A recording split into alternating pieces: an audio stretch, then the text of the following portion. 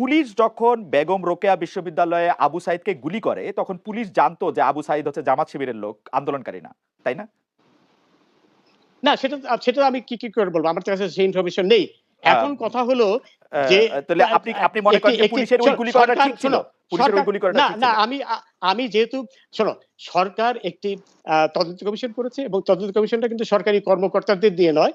তদন্ত কমিশন করা হয়েছে একজন হাইকোর্টের একজন মাননীয় বিচারপতির নেতৃত্বে। সেখানে সবকিছু ভেসে আসবে। সেখানে তো আমরা সবই দেখতে মানে পাবো উনি তো আর যে তদন্ত কে করবেন না, উনি সরকারি হ্যাঁ, লোকই উনাকে তদন্ত করতে সাহায্য করছেন এবং উনি আপনিও খুব ভালো উনি করে জানেন উনি যে মানে এই জুডিশিয়াল কমিশন কিভাবে গঠিত হয়, কিভাবে তারা কাজ করতে পারে।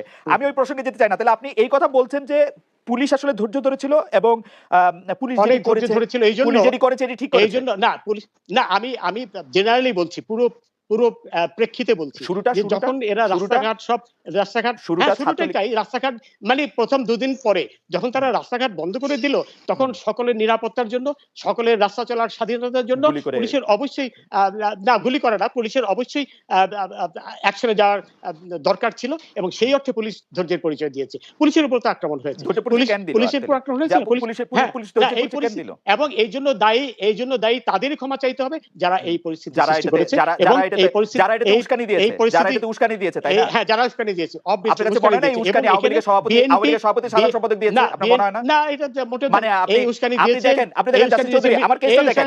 আপনি শোনো অ্যাটর্নি খালেদ, জেনারেলকে বলছেন আমরা যে কোটা উস্কানি বাতিল কারা করো, দিয়েছে, কোটা বাতিল করো, অ্যাটর্নি জেনারেলকে বলছেন আর মুখে বলছেন রাজাকারের বাচ্চা, আপনি মুখে বলছেন রাজাকারের নাতিপুতি, আপনি মুখে বলছেন না, কোটা যারা দরকার। নিজেরাই বলে তুমি কে আমি কে, রাজাকার রাজাকার, তারা কে তো বলেছে নিজেরাই বলছে আমরা রাজাকার। হ্যাঁ না, হ্যাঁ, হ্যাঁ, কারণ প্রধানমন্ত্রী ওরা বলেছেন, বলেছে প্রধানমন্ত্রী যে তুমি বক্তব্য তো কি আমি কে, শিরোধার্য, তারপরে প্রধানমন্ত্রী আরো বক্তব্য তো বলেছে, শোনো, শিরোধার্য, প্রধানমন্ত্রী বক্তব্য তো শিরোধার্য। আরো বলেছে যে বাংলাদেশের মাটি রাজাকারের ঘাঁটি। না, এই এটা বলে কথাগুলো নাই, যারা বলেছে এটা আমি তারা শুনি তো নাই, শুনি হ্যাঁ নাই, বলেছে, শুনি নাই। এটা একটা স্লোগান ছিল। এবং কার কাছে? সবচেয়ে আরেকটা বড় আপনার কথা বাসার হলো সামনে বলেছে? যে এইখানে এই কোটার সাথে ভারতের সম্পর্কটা কি, তারা ভারতের বিরুদ্ধে স্লোগান দিয়েছে।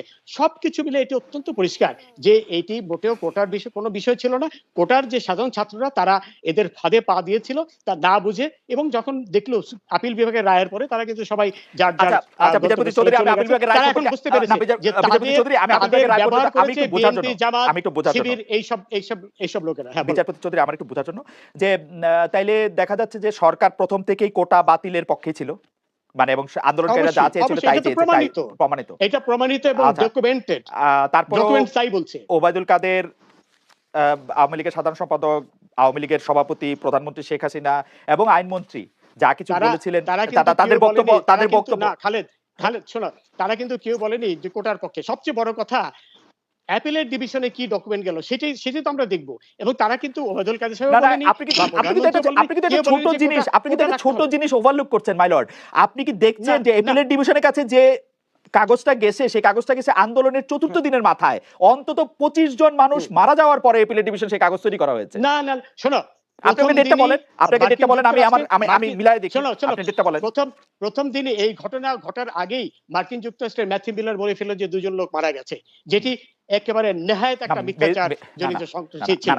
আপনি আমাকে একটু টাইমলাইনটা বলবেন, সরকার কবে এই কেবিনেটটা তৈরি করছিল অ্যাপিলেট ডিভিশনে দেওয়ার জন্য, যে আমরা কোটা চাই না? এই ক্যাবিনেট তৈরি, শোনো, এই ক্যাবিনেট তৈরি করেছে সেই হাইকোর্টের রায় হওয়ার সাথে সাথে। 4 জুন, এই মুহূর্তে আমাকে দেখতে হবে। হ্যাঁ, সাথে হাইকোর্টের রায় হওয়ার সাথে সাথেই তারা ক্যাবিনেট দিয়েছিল। হ্যাঁ, সুতরাং এই প্রথম দিন এবং সেদিনই কিন্তু অ্যাটর্নি জেনারেল বলেছে।